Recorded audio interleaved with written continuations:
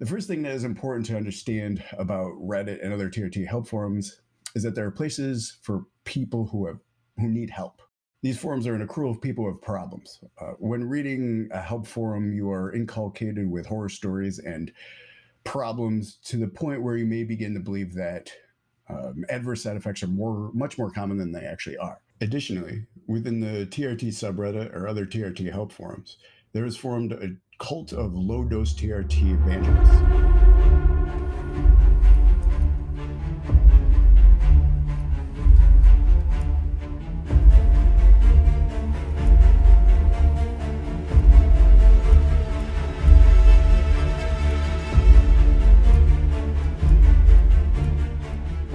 These low-dose evangelists believe that 60 to 120 milligrams of testosterone cypionate per week is the maximum dose anyone should take.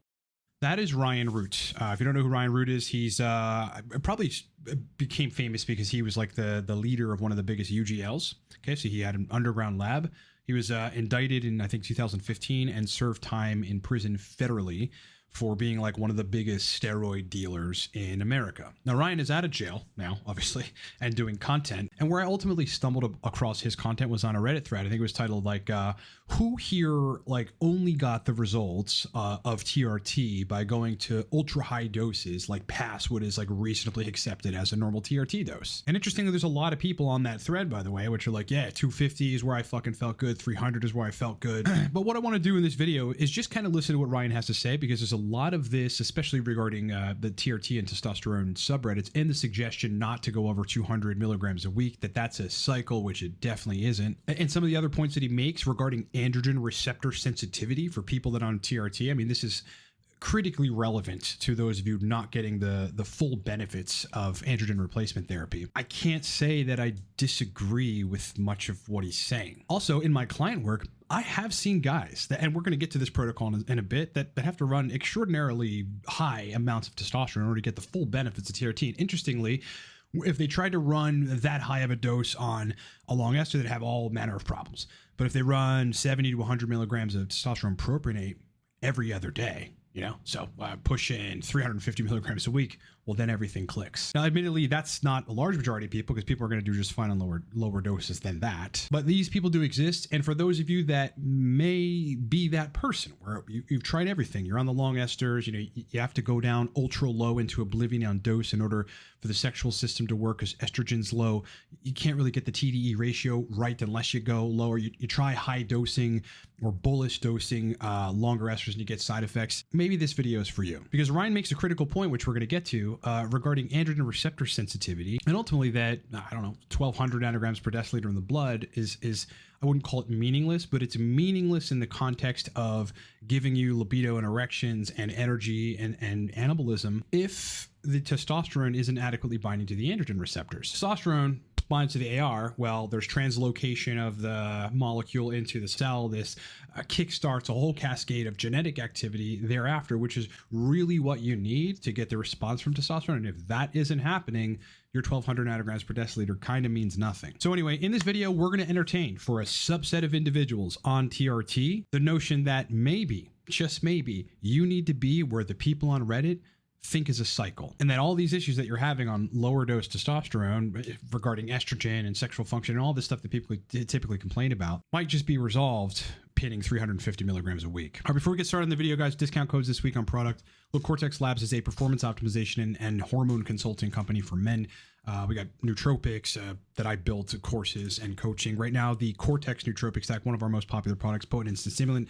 Buy one, get one free. Code for that is cortexbogo, and the link and the code is down in the description of this video. Coaching, if you need to hire me for my specialties, TRT protocol optimization, hormone optimization generally for men, sexual optimization regarding libido and erectile function specifically, dopamine restoration, neurotransmitter protocol design, host of other things, you can hire me in under a minute at livecortex.com. All right, so right off the bat, I'm just going to get into something really good. I'll give you a quick anecdote about a client, then we'll go back to Ryan Root's video. So I had a guy that no matter what, on long esters, he didn't have a good time. It just would push the estradiol above range. Estrogen was kind of steady state, and even it was at 45 picograms per milliliter, he did not have adequate sexual function. He felt pretty good, pretty anabolic, but generally, like the major benefits a lot of us go on TRT for, to have the sexual function of a 20-year-old, like, just wasn't there. So, we had tried a lot of things, and Proviron, interestingly, was like a good intermediate intermediate. Like, it was a good strategy, but the guy was losing a lot of hair on it. It was just something that, he could do temporarily, but there were side effects that, were kind of a non-starter for that individual. As a consultant on hormones, TRT specifically, or testosterone generally,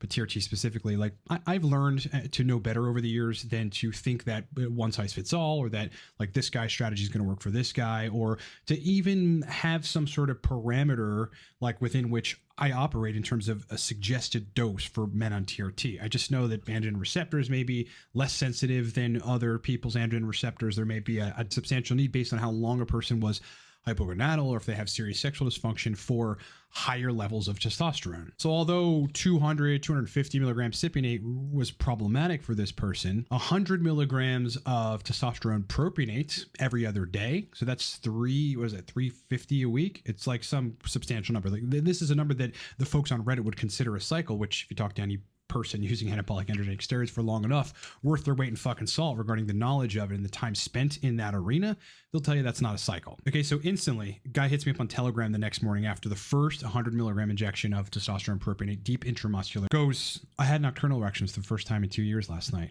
All night, at erections this morning. As we continued on, basically everything just continued getting better. Anabolism, strength, energy, confidence, sleep got better. I had this guy pinning at 5 p.m., by the way. Everything got better. Okay. Yes, he was over range in estradiol for a good degree of the effect duration window of the half-life of that 100 milligram injection, but then it troughed back down, actually to below Quest's top of the reference range, so below 29 picograms per milliliter. His peak on total testosterone was 1,751 nanograms per deciliter, and he felt fucking amazing. Nothing changed thereafter. There's also low dose HCG in the protocol, 50 IU every day. That's it. That's just a low dose. You don't want to push that estrogen up significantly. It doesn't need any more than that. Everything functions fine. But how is it that this guy, goes to 100 milligrams of prop every other day? That's 350 milligrams a week of testosterone and a short acting ester. By the way, all the bloods look great. Some bloods got better. But this story taught me that some people that aren't responding to lower doses of longer esters or even lower doses of shorter esters, what else can we try? What haven't we done? And in those cases, the thing we haven't done, and if this is you, the thing you haven't done is run 200, 250, 300, 350 milligrams of testosterone per week. Now, look, I was very surprised by this because up until that point, I hadn't suggested doses of testosterone at that level. Now, I've gotten somewhat close and again, seen therapeutic benefits specifically with shorter acting esters. But as a hormone coach, I've also got to be careful not to push people into territory that potentially, based on their physiology and maybe lifestyle, maybe mildly deleterious or just somewhat risky. Anyway, I want to get back into Ryan's video and just talk about a couple of the topics that he brings up regarding Reddit, the shaming of higher doses. We'll discuss androgen receptor sensitivity regarding TRT and how this could be the problem for guys needing higher doses of testosterone. And a couple other really cool topics that I want you guys to listen to. So let's start. As a brief introduction, my name is Ryan Root. I studied biochemistry and hormones in college. I've been in this industry for over 2 decades. I've successfully guided many thousands upon thousands of people through the use of hormones, which means I've aggregated more empirical data than any endocrinologist, urologist, or physician could have unless they had my history. This is one of the first videos I've done. I originally wanted to start with the basics, how to design a TRT protocol, but there is a narrative being promulgated over Reddit and other TRT help forums that may be beneficial to some, but is misleading and pernicious to others. The first thing that is important to understand about Reddit and other TRT help forums is that there are places for people who need help. These forums are an accrual of people who have problems. When reading a help forum, you are inculcated with horror stories and problems to the point where you may begin to believe that adverse side effects are much more common than they actually are. Okay, so yeah, I agree with that. Again, just a lot here that I have a hard time disagreeing with what Ryan is saying here. Yes, TRT and testosterone subreddits, they're help forums, right? So the guys that are super dialed in aren't on those forums because the purpose of those forums is for people that aren't dialed in to ask questions to, interestingly, other people that also aren't dialed in. But he's right in that the forums are for people that are having problems on TRT. So please remember that. And so that gives rise to the suggestion or the the shaming of the idea of above 200 milligrams of testosterone a week. I mean, on Reddit, they call that a cycle. That's ridiculous. I mean, guys, that's ridiculous. That's not a testosterone cycle. 500 milligrams a week, okay, mild cycle. 700, 1,000 milligrams testosterone a week, that's a cycle. Additionally, within the TRT subreddit or other TRT help forums, there is formed a cult of low-dose TRT evangelists.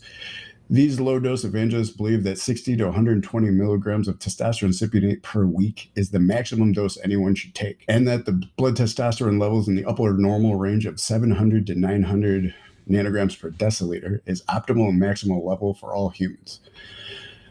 The low-dose evangelists also go as far as shaming anyone who prefers 200 milligrams or more of testosterone per week, using language that has developed negative connotations such as PEDs or cycling or steroids, even becoming angry, acrimonious, and discriminatory against people who simply feel better using 200 milligrams of testosterone per week or more. All right, so quick point there. One of the other interesting things that I've found is that I'll have people that come to me for other things, nootropics, dopamine restoration, just some long-standing issue that they've been dealing with that is unrelated to testosterone and libido and sexual function and whatever. And I'll find out that they're on TRT, and that whole system, all the things that TRT is supposed to give to that person benefit-wise, they have. Libido is crazy, erections are crazy, like the whole fucking system works. And usually they're injecting 200 milligrams at once, just a full mil of SIP, managing it with an AI if they have to. Some of them don't need AIs, or they're splitting it up 100 milligrams twice a week, or they're doing something like 100 milligrams every fourth or fifth day. There is this set of the population. It's unclear how many of them actually exist, and if they are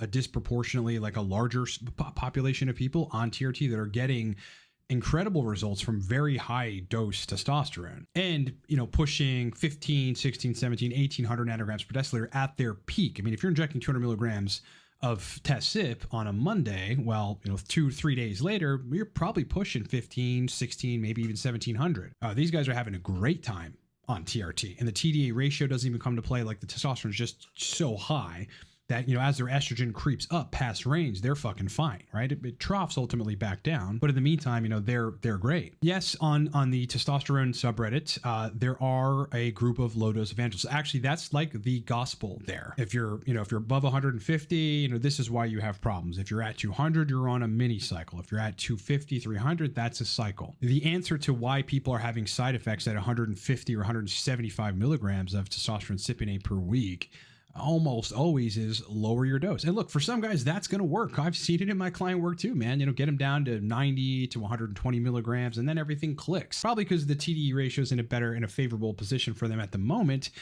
And estradiol is lower. But the reason that clinics, doctors in general, but clinics specifically, prescribe 200 milligrams of test SIP a week is because above 800, I mean, we've known this since 70 years or something. We've known this. Above 800 nanograms per deciliter is where you're getting therapeutic benefits, below which you're really not getting therapeutic benefits of TRT. There's also something to be said for the conversion, or the difference, I would say, between injectable testosterone and how your body responds to that, maybe in terms of androgen receptors, and your own innate testosterone in a way which you need more exogenous testosterone. This is also something that's been repeated over conversations of really, really good, highly educated, but very seasoned TRT doctors.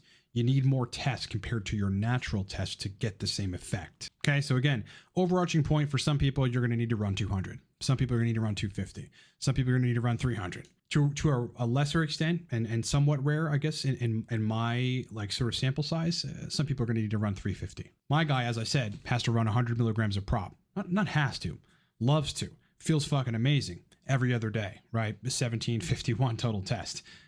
Everything's great. Never been dialed in on TRT before. Never had all the sexual benefits. Now has them all. Bloods look great. So let's switch gears into one of the reasons that some people may be resistant to what looks high on labs, like 1300 nanograms per deciliter. I mean, that should be having you with rockin' morning erections. You should be horny, and you should feel healthy and anabolic and energetic and sleep well and all these kinds of things, but it doesn't for some people. Well, why is that? Root's contention is that there's differences in androgen receptor sensitivity between people, and that could explain this phenomenon. Let's have a look.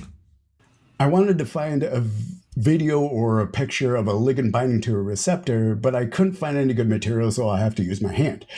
There is a base structure necessary to form an androgen receptor, but there is some variability in the way it forms. There are binding points on the receptor that are perfectly aligned with a testosterone molecule. As the testosterone molecule floats by in your bloodstream, it is attracted to or binds to the androgen receptor.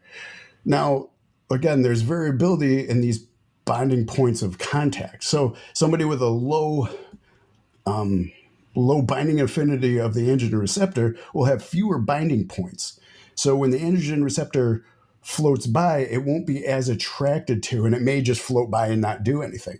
So in this case, you would need more testosterone in your blood to increase the chance that a testosterone molecule floats close enough to just bind to the androgen receptor. Now, he might be actually referring to binding domains, because there are 3 different binding domains on the AR, and they have been proven in the medical literature to become mutated. Like, they can become mutated, at which point they're not going to work correctly. Interestingly, I'll flash a paper in front of you here if you want to go read it. Here was a case of mutated androgen receptors in which the only thing that could fix it was misterolone. That's a DHT derivative. They found that the person's inherent DHT could not resolve this mutation in the binding domains on the AR, but misterolone, which is basically methyl DHT or profirin, did resolve that issue. So androgen receptors have binding domains. Those binding domains are actually critically necessary for the transactivation to take place thereafter, to foster the genetic action that is necessary for you to even have a response to testosterone. Okay, if after binding the receptor site, the molecule and DHT, either T or DHT, doesn't translocate to the fucking core of the cell, well, then you get no genetic action. Therefore, as Root has alluded to in this video, your 1200 nanograms per deciliter is kind of useless. Again, with more binding points, some people have more, some people have fewer, some people have normal. The testosterone, can float by a little farther away and still be bound because there's enough binding points and enough attraction there. So people with a lower binding affinity of testosterone to the androgen receptor will need more testosterone than a person with normal binding affinity to have the same effect. So we want to thank Ryan for doing this video. I'm sure it's been influential to a lot of people and hopefully helpful. I have seen this phenomenon that Ryan's referring to in my consulting work, and whether it has to do with the ARs or it has to do with that particular person just needing more testosterone to get to the bottom of some of the tissue level issues that they may be having, it's somewhat anyone's guess. Likely the ARs, maybe dysregulated binding domains on the androgen receptor. Might be the case that somebody, a person is metabolizing testosterone entirely too quickly. So, we'll leave that in the air. But the primary takeaway I want to, make sure that folks understand is just entertain the idea. Okay, if you've been on testosterone, you've not been able to achieve specifically the sexual benefits, but also some of the other benefits that people talk about, the masculinity, the confidence, the energy, like sleeping well, feeling fucking great, and you're doing everything else in the lifestyle, you may need to, if you're at 150, 170, and you had some side effects, you had to go back down, you finally are okay on 90 or 100 milligrams a week, but you're really not getting the anabolic benefits or some of the energy benefits, but libido and that stuff is better than on higher doses. Well, you might need to run 250. I've seen it, man. I've seen it, boys. Long ester, short ester. I've seen guys have all these fucking problems. And then, what else didn't we do? What else haven't they tried? Go up to 200, 250, 275, 300, 350. Well, then suddenly all the benefits from TRT come about. Not going to be everybody, not suggesting people do that, right? Think about it yourself, talk to your doc, do some research, look in the medical journals about this, have a hypothesis around why you're not getting the response that you're getting. And if it's that you need more testosterone, you might just fucking need more testosterone. I'm just saying that maybe you need to entertain the idea and step back from the shaming and all this stuff on Reddit where people think that if you're running 200, that's a problem and the clinics prescribe that because they're money hungry. No, they prescribe that because they know 800 nanograms per deciliter plus is where you're getting therapeutic benefit. If you step back from that and you're one of those people that may benefit from higher levels of testosterone, maybe you need to up your dose. All right, guys, if you need to hire me for TRT protocol optimization, hormone consulting, hormone optimization, libido, erection function, dopamine restoration, nootropic protocol design, host of other specialties, you can do so in under a minute. LiveCortex.com. I got one-on-one packages where you're working directly with me over a sustained period of time to target specific outcomes. Cortex Nootropic Stack. Buy one, get one free, literally right now. There's 50 bottles left to move at BOGO. Code is cortexbogo. You can find the code and the link down in the description of this video. All right, boys, it's been a pleasure hanging out with you. Hope you're having a great day. I hope you have a great rest of your week. Sub to the channel. Comment in the comment section, man. If you've got something to say about this, if you just want to join the discussion, I'll be there commenting with you, man. I'll fucking respond to your comments. If you have nothing to say, just punch in my cat's name, which is Max Ballo. All right, everybody, rock on, kick ass, and I'll talk to you guys in the next one.